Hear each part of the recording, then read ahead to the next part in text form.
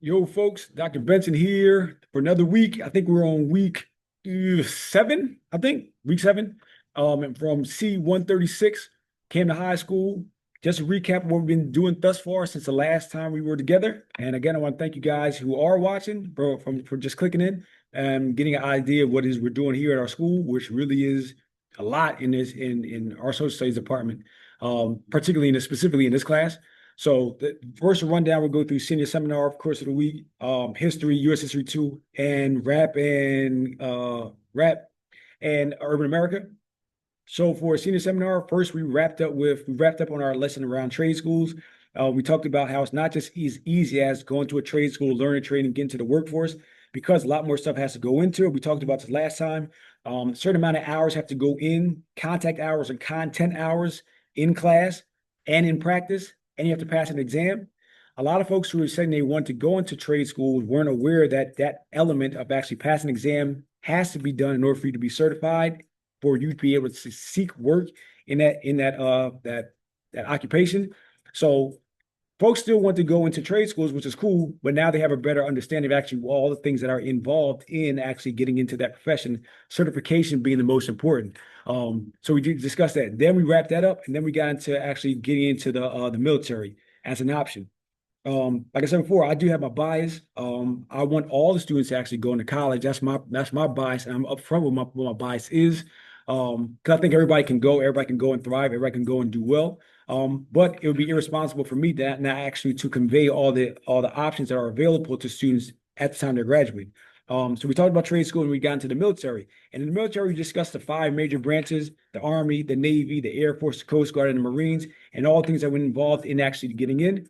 Primarily, folks can be 17 years old with parental permission to enlist, with with diploma or a GED, and learn the occupation while you're in the military, being paid from the moment you start in basic training.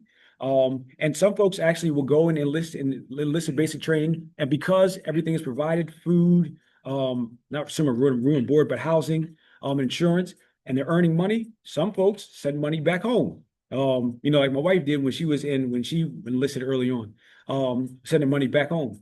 Cool. So some folks were interested in that. Some folks are also interested in actually start learning a profession while they're in there, because you will learn a job that they could then take that and apply that to civilian life when they retire, decide not to reenlist in the army, not army, in armed forces. So the different types of perks that are involved in being in the part of being in the military, there aren't really given a lot of credence to. So we sort of spent some time really digging into that. Some of the benefits. Got to take the ASVAB. Everybody has to do that. And the variation in basic training time from one branch to the other. So the Marines takes the longest 13 weeks in Paris Island if you're in that part of the country, and in the western part, you're going to San Diego. And then we talked about the Army. We talked about Air Force, Coast Guard, again, Marines and Navy and things like this, and different perks and different perspectives and responsibilities of different armed forces.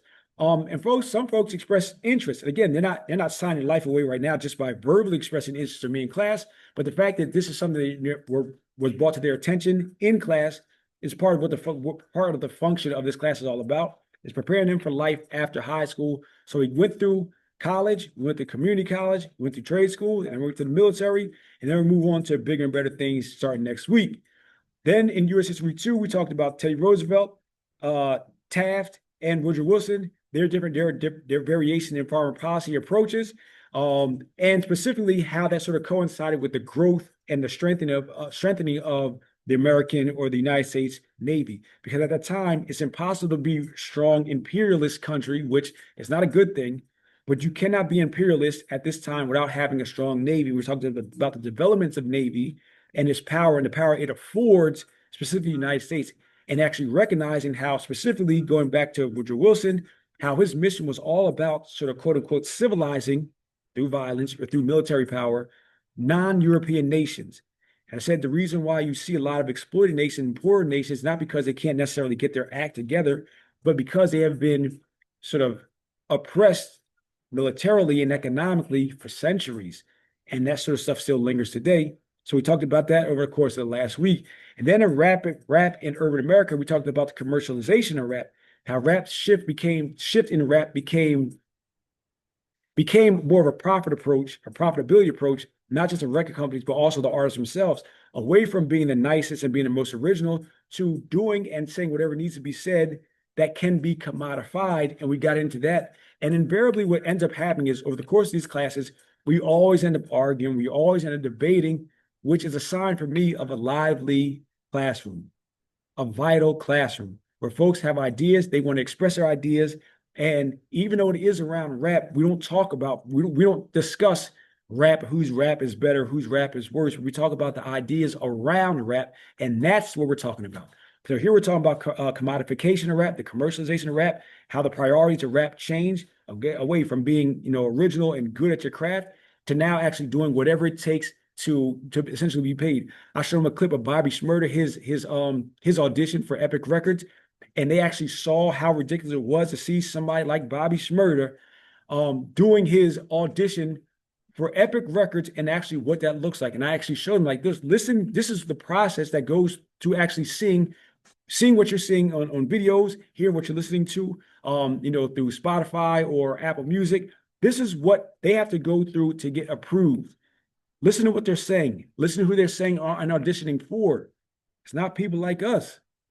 And also understand the message in the rap you guys are listening to: violence, substance abuse, being disrespectful to women. In terms of women, being as raunchy as possible on camera is only for our eyes, for our community's eyes. We're the only genre of music, or this genre of music, rap, is the only one where this type of message is continually perpetuated over and over and over again. And I asked them, listen, you guys listen to this stuff. This does not reflect the life that you guys live. I asked students, I said, a lot of the music you guys listen to revolve around killing and drug dealing and being as disrespectful as possible. I said, and also going to jail, being incarcerated. I said, how many of y'all want to go to jail? Nobody said they want to. I said, how many of y'all want to go out there and sell drugs? Nobody said they want to do that. I said, how many of y'all want to kill somebody? Nobody said they wanted to do that.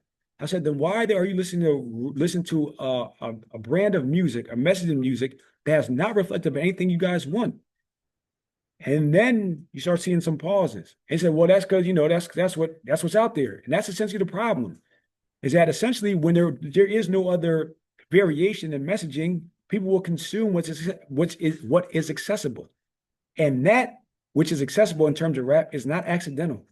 So we're continuing to get inside this more sort of more nuanced approach and actually dissecting why we're seeing what we're seeing, when we're seeing it, again, and who is directed to. So we're getting some places with this. Like there's some things, like I said before, there's some things I would do a little bit differently if this was next year, right? But because this is the first year, there's some growing pains. But the conversations that are here, I really enjoyed. And some again are gone through their in terms of the music project. Some have gone through the 80s, some are getting to the 90s, and they're starting to hear a distinction between 80s sound and 90s sound, and they're also starting to see a change in the messaging. It's become progressively violent and become progressively profanity laden. A lot more N-words being bandied about through the music, and they're starting to recognize it's coming at a time for a reason. So that's really where we are in terms of actually this class. And I'll also say this: I start every class I have with a rundown of the news. So not because everyone is going to know everything in that sort of brief rundown, but at least they're aware about some of the things that are going on in our society and in our world. And like I said before, a lot of students know a lot more than what they may share voluntarily. So if you see some student that came to high, particularly if you have me, as a student, ask about some things that's going on in our society and watch you be pleasantly surprised. But I will also say, we had a blood drive last week, and that was really, really well attended. A lot of folks are willing to sacrifice themselves to, one, for community service hours for school, but also because they recognize that donating blood can save a life. And our students are good folks. Also, I want to show you this. A student was also sharing some baked goods, for that his mom is selling. This is vegan, I think chocolate pumpkin bread or something like that.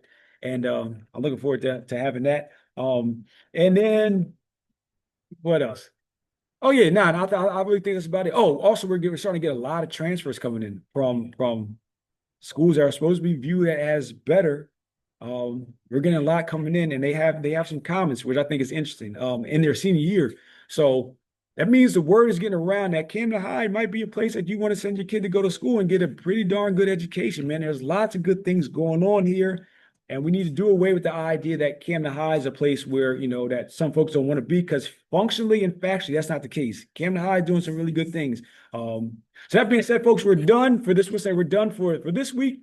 Thank you for tuning in, and we'll continue to move forward and continue to push for better. And I'm really proud of what we're doing so far. And we'll continue to do the best we can. And our kids are doing a lot, and a lot of stuff is on their plate.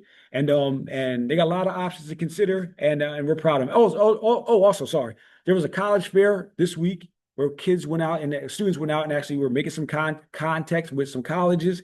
And also, someone from St. Joseph Carpenter Society came out because there's an internship. They're looking for 25 students, Camden High students, for an internship starting in, I believe, January, for a rate of $25 an hour. So another reason why Camden High School is a place where you want to have your kid or, niece and nephew, grandkid educated and graduated from, because lots of good things going on, lots of good people here. And I'm just really thankful for everybody.